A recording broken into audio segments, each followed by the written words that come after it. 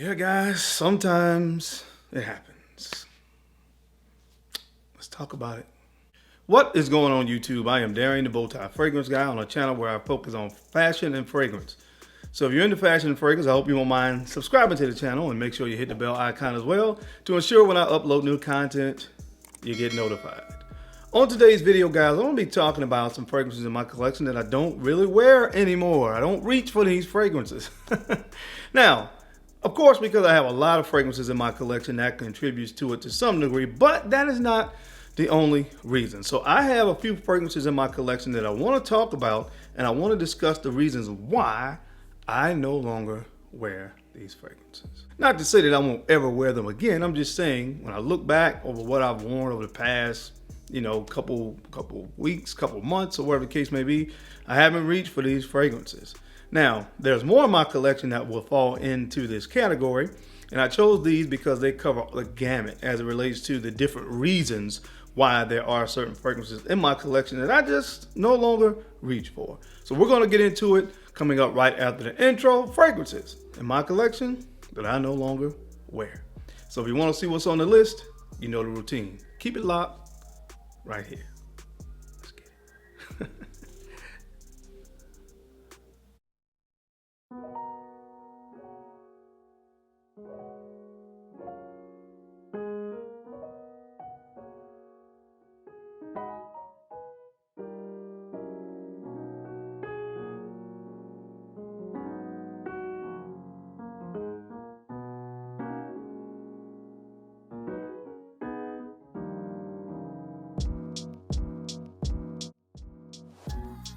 All right, guys, we're back. Thank you so much for keeping it locked in. Let's go ahead and jump right into this video. Now, let me say this. If I happen to show one of your favorite fragrances, don't take it offense to it, all right? I thought enough of the fragrance to purchase it and get it into my collection. But again, there are certain reasons that I'm not really reaching for it anymore. So let me put that disclaimer out there. So let's get into the first one. This one actually was released this year, if I'm not mistaken. And it comes from the house of Mont Blanc, and this is Mont Blanc Legend Red. Mont Blanc Legend Red. Now, I kind of feel bad for putting this on this list because it's not a bad scent at all. And of course, I love the bottle. I love the color of red. And I love most of the fragrances that were released in this whole line. You had the one in the blue bottle. You had Spirit. You had the original EDT, the Legend Night. I mean, there's a lot of different flankers, but this one just is, I don't know. It doesn't do anything special. And we've seen a lot of that over the last 2 years, more specifically with designer fragrance brands. They'll release a fragrance and it just kind of smells good, but it kind of smells like everything else on the market that's being released. So I'm not just picking on this fragrance. I just use this one as an example because there's a lot of that going on in the designer fragrance industry, but that's why I don't reach for it a lot. I pulled it out this morning, I sprayed it on. It smells great actually, but it's nothing special at all. It smells like all the other fragrances that are being released or that have been released over the last 2 years. So that's why I don't reach for it a lot. But again, not to pick on this fragrance, but there's a lot of fragrances that fall into this category. But this fragrance again is from the house of Mont Blanc, and maybe I'll try to give it a few wearings just to to get my money's worth out of it. But it comes from the house of Mont Blanc, and this is Mont Blanc Legend Red. The next fragrance comes from the house of Christian Dior. Yep, it's on here. This is Dior Sauvage. Dior Sauvage, man. My wife actually bought me this particular bottle back in 2015 for Christmas. It's all the way down to here, so I have gotten my wares out of it. But I don't reach for this is the EDT, and I don't reach for it that much anymore because I wear the other flankers more. Another thing that has been going on a lot in the designer fragrance industry over the last 2 years, that's been flanker after flanker after flanker after flanker. You get where I'm going with that? Flanker after flanker. And that is why I don't really reach for the EDT anymore. The EDP, you have the Parfums, you have the Elixir. So there's a lot of different flankers from this particular line of fragrances, and because they're newer, I guess I've been reaching for those more. That's really the only reason. I still love this fragrance, but Again, I haven't reached for this particular bottle in quite some time.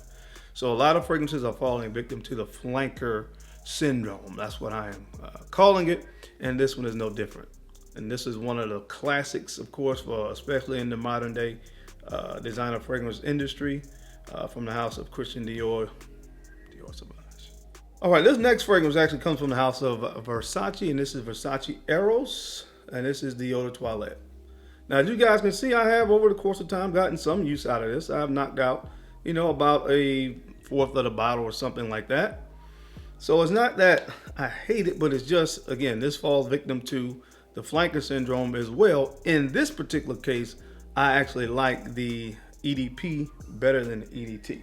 Now, one of the things that I said that I did not particularly care for about this fragrance was that it was so loud and it's so, almost you can actually use the word obnoxious when you wear this fragrance, because you got this vanilla apple thing and it just swayed all this stuff and it just screams when you put this stuff on.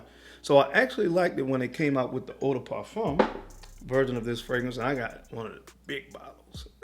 So this is Versace Eros EDP. It smells exactly like the EDT to me, but it actually, because of the higher oil concentration, and it actually sits a little closer to the skin, so it kind of fixed the issue that I didn't like about EDT.